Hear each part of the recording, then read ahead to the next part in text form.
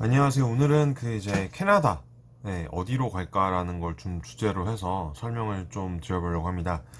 이제 아무래도 캐나다 하면은 살기 좋은 나라, 그 다음에 인종차별이 없는 곳, 그 다음에 뭐 이제 자연환경도 굉장히 좋고요. 그렇다 보니까 유학이라고 하면은 이제 초중고 학생들이 가게 되는 그 조기 유학 과정, 그리고 대학교 유학 과정도 있겠고요.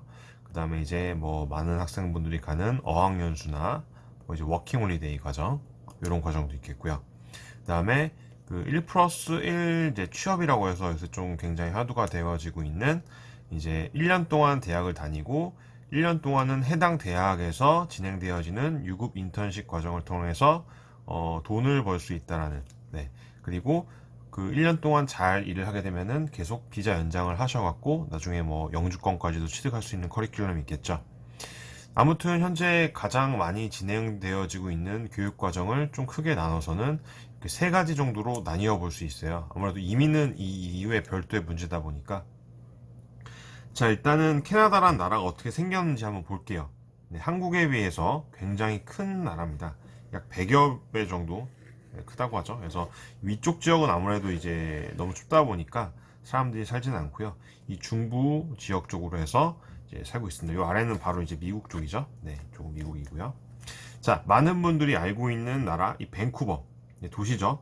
서부, 캐나다 서부, 크게 따져서 서부 지역이 있고요. 그 다음에 이렇게 중부 지역, 뭐 위니펙, 뭐 이제 마니토바주, 그 다음에 동부 지역, 그러고 하면은 뭐 몬트리올이나 헬리팩스 지역을 말하고 있습니다. 일단은 그 이제 기후적인 측면으로만 봤을 때는 이 밴쿠버 같은 경우나 빅토리아주 같은 경우는 굉장히 온화합니다. 1년 4계절 내내 온화하고 겨울에도 굉장히 선선한 정도로 뭐 이렇게 춥지도 않고요. 그래서 굉장히 살기 좋고 한국 사람들도 굉장히 많이 살고 있는 지역 중에 하나죠. 그리고 중부 지역에 있는 이제 마니토바, 뭐 위니펙 이쪽 같은 경우는 날씨가 겨울 되면은 굉장히 추워집니다. 그래서 추운 지역 중에 하나고, 날씨로만 봤을 때는 이 토론토 같은 경우도 굉장히 춥죠, 날씨가. 네, 겨울에는 굉장히 춥습니다. 그래서 그 동부 지역에 있는 이제 뭐 몬트리올이나 이제 헬리팩스 지역 같은 경우에는 그래도 이제 우리나라랑 조금 비슷하지만 약간 더 추운 경향이 있고요. 그래도 사계절이 구분이 되어져 있다 보니까 비행 시간으로만 따졌을 때는 한국에서 이제 밴쿠버까지 약 9시간 정도가 걸리게 되고요. 이 밴쿠버에서 끝까지 있는 뭐 헬리팩스 지역까지 가는 데는 또 한 4시간 정도 걸리게 됩니다. 굉장히 오랜 시간이 이제 또 걸리게 되죠. 한꺼번에 이렇게 한 방에 이렇게 헬리팩스까지 오는 건 없고요. 항상 이 밴쿠버를 통해서 오시거나 또는 이제 미국의 뉴욕을 통해서 오시거나 하는 방향이 있습니다. 최고의 이제 학군으로 이제 손꼽히고 있는 밴쿠버 지역 같은 경우는, 장점 같은 경우는 아무래도 살기 좋은 지역이다 보니까 한국 사람들이 많죠. 그래서 학생들이 영어 공부하기에는 조금 초반에 안 좋을 수 있습니다. 그래서 많은 분들이 동부 지역에 있는 뭐 이제 헬리팩스, 몬트리올 지역 쪽으로 가시는 분들도 있고 중부 지역 쪽으로 가시는 분들도 있는데, 이번에 신규 상품이 하나 나왔어요. 2019년도에 뭐가 나왔냐면은 아이들 그 이제 조기 유학 상품으로 그 교육청이랑 이제 조인이 돼갖고 그 어학원을 등록을 하게 되면은, 부모님이 어학원에 등록을 하게 되면은 자녀들이 한 분이건 10명이건 다 무상교육을 받아볼 수 있는 게 나왔죠.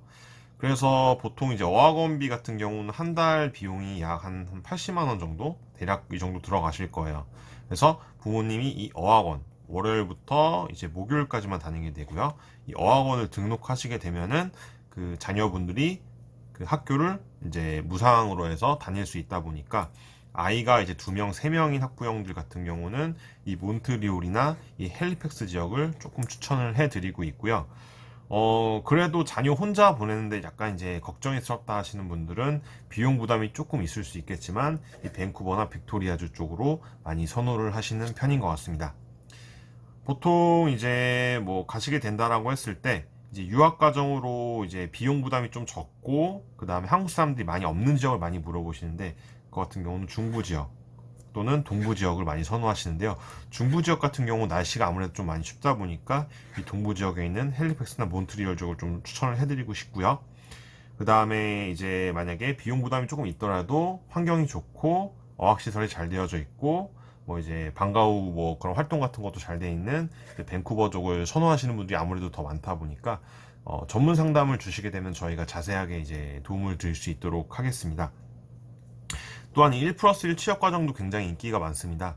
현재 이제 국내에서는 취업이 가장 화두가 되고 있죠. 그렇다 보니까 캐나다에서는 현재 부족 직군, 그러니까 취업을 하려고 하는 분들이 많이 없다 보니까 뭐 취업하게 되면 거의 취업 성공률이 굉장히 높은 직군 중에 하나가 이제 호텔, 경영, 뭐 이제 경영학, 그다음에 뭐 이제 우리나라로 따지면 보육교사죠. 유아보육교사, 예, 뭐 간호 쪽. 이렇게 네 군데 정도를 손꼽는 것 같아요. 그래서 호텔 경영이라든지 경영, 그다음에 유아교육, 좀 간호학 쪽으로 해서 이제 1+1 취업 과정으로 해서 진행하시려는 분들 같은 경우는 현지 대학을 다니면서도 이제 1년 정도 다니시게 되면서 아르바이트를 할 수 있거든요.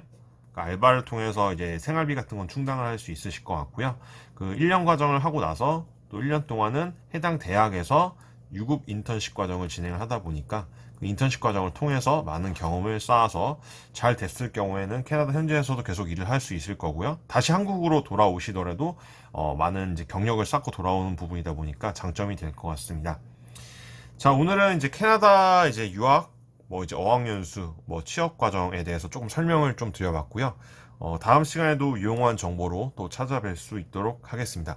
혹시라도 캐나다 유학 관련해서 궁금하신 점 있으신 점은 언제든지 문의 주시면 답변 도와드리겠습니다. 감사합니다.